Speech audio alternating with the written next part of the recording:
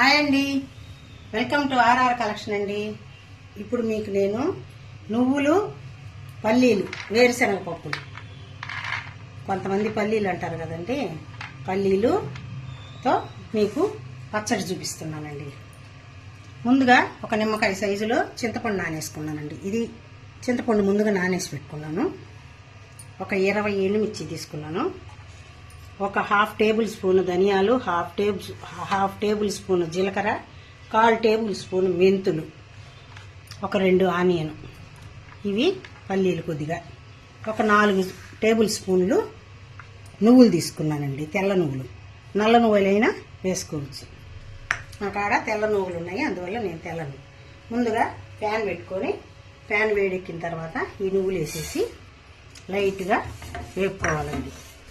లైట్గా అంటే కొంచెం కలర్, ఒక్క రవ్వ బ్రౌన్ కలర్ వచ్చేంత వరకు వేపుకోవాలి. ఇప్పుడు కొంచెం చూడండి కలర్ వచ్చింది. ఇప్పుడు ఇందులో మిక్సీలో వేసేసుకుందామండి ఫస్ట్ ఇవి. ఆ తర్వాత మళ్ళీ ప్యాన్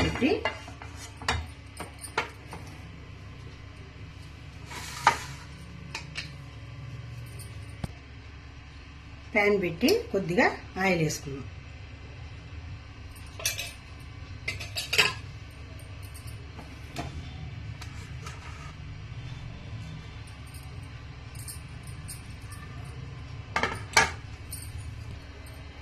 ఆయిల్ వేడెక్కిందండి. కొద్దిగా ధనియాలు, జీలకర్ర, మెంతులు ముందు ఈ మూడు మనం ప్యాన్లో వేసేద్దాం. కొద్దిగా వేగుతా ఉన్నాయి.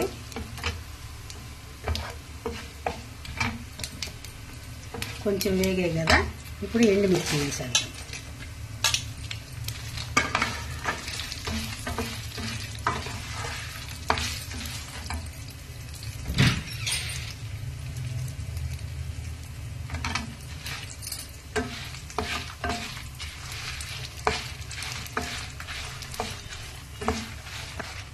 ఇప్పుడు కరెక్ట్గా వేపుకునేసామండి. మనము కొంచెం నల్లగా అయిపోతే మళ్ళీ టేస్ట్ మారిపోద్ది.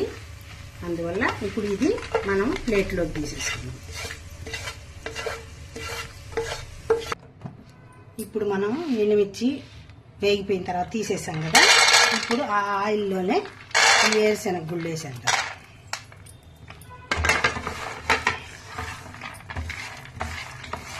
ఇప్పుడు పల్లీలు కరెక్ట్గా వేపుకోవాలండి. మరి మాడకుండా బ్రౌన్ కలర్ వచ్చే వరకు వేపుకోవాలి. ఇప్పుడు వేరుశనగ మనకి పల్లీలు బాగా వేగేయండి. ఇప్పుడు వేగిన దాంట్లోనే ఇట్లా కట్ చేసి పెట్టుకొని 2 ఆనియన్స్ ఇలా 1 నిమిషం పాటు అలా ఉంచి ఆ సైడ్కి స్టవ్ కట్టేసి చల్లారనిచ్చి మిక్సీకి వేసుకోవాలండి.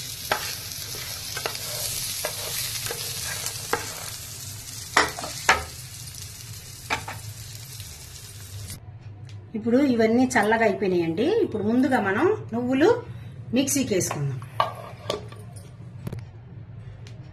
ఇప్పుడు మనం నువ్వులు పౌడర్ చేసేసుకున్నాం కదా, ఇది ఒక పక్కన తీసి పెట్టుకుందామండి. ఇది ఒక పక్కన తీసి పెట్టేసుకొని ఇప్పుడు మనం ఎండుమిర్చి, ధనియాలు, జీలకర్ర, మెంతులు వేయించుకున్నాం కదా, ఇవన్నీ మనం మిక్సీలోకి వేసేసుకున్నాం. ఇప్పుడు మనం ఇది కూడా మిక్సీకి వేసుకుందామండి. మనం ముందుగా తీసి నానబెట్టుకున్నాం కదండి చింతపండు, అది ఇందులో వేసేసి ఈ వాటర్ కూడా ఇందులో పోసేద్దాం.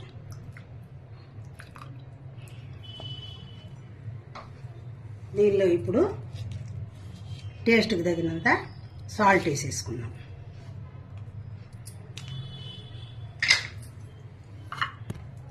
ఇప్పుడు మళ్ళీ మిక్సీ పట్టుకుందాం. ఇప్పుడు మనం ఈ పల్లీలు కూడా ఇందులో వేసేసుకుంటామండి. వేయించి పెట్టుకున్న పల్లీలన్నీ ఇందులో వేసేద్దాం. మళ్ళీ మిక్సీ పట్టుకుందాం.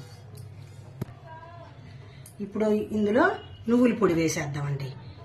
నువ్వుల పొడి, ఆనియన్ 2 వేసి కచ్చా పచ్చగా 1 రవ్వ మనం మిక్సీకి వేసుకుందాం. ఇప్పుడు ఈ విధంగా మిక్సీకి వేసేసుకున్నామండి. మనం చింతపండు నానేసుకొని ఉంటాం కదా, ఒకవేళ గట్టిగా ఉంటే ఆ చింతపండులో వాటర్ పోసేసుకొని ఇప్పుడు మనం తిరగమాత పెట్టుకోవాలండి. ఇదే ప్రాసెస్ రోట్లో కానీ అయితే ఇంకా టేస్టీగా బాగా వస్తుందండి. ఇప్పుడు అందరు చిన్న చిన్న రోళ్ళు కొని ఇంట్లో పెట్టుకుంటున్నారు. ఆ రోట్లో కానీ అయితే ఇంకా టేస్ట్ బాగుంటుంది.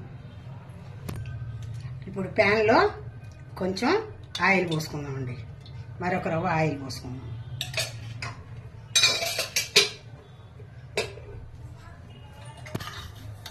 ఇప్పుడు ఆయిల్ వేడెక్కేసింది. మనము ఆవాలు, ఒక 1/2 టేబుల్ స్పూన్ ఆవాలు, కొంచెం జీలకర్ర అండి. మీకు కావాలంటే మినపప్పు కూడా వేసుకోవచ్చు. ఇది వేగిన తర్వాత ఇందులో కరివేపాకు రెమ్మలు వేసేద్దాం.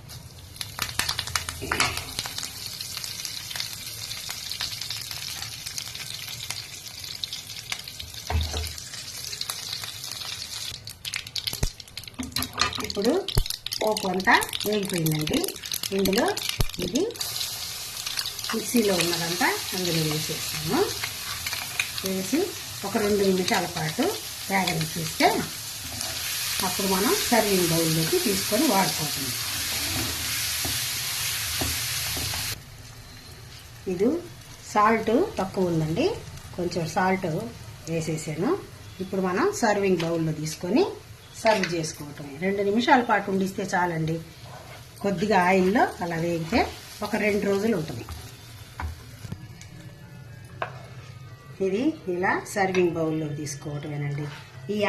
ఈ ఆనియన్స్ కొంచెం కచ్చా పచ్చాగా మనము మిక్సీలో వేసుకుంటే చాలా టేస్టీగా భలే బాగుంటుందండి. తీస్తుంటేనే ఇప్పుడు గుమగుమగుమ వాసన వస్తుంది. చాలా టేస్టీగా చాలా బాగుంటుంది. దీంతో మనం కడుపు నిండా అన్నం తినేయచ్చండి, అంత టేస్టీగా ఉంటుంది. ఈ చట్నీ ప్రాసెస్ కానీ మీకు నచ్చినట్టయితే ట్రై చేయండి. లైక్ చేయండి, షేర్ చేయండి, సబ్స్క్రైబ్ చేయండి. నెక్స్ట్ ఇంకో వీడియోతో కలుస్తానండి. మీరు లాస్ట్ వరకు ఈ వీడియో చూసినందుకు థ్యాంక్స్. బాయ్ అండి.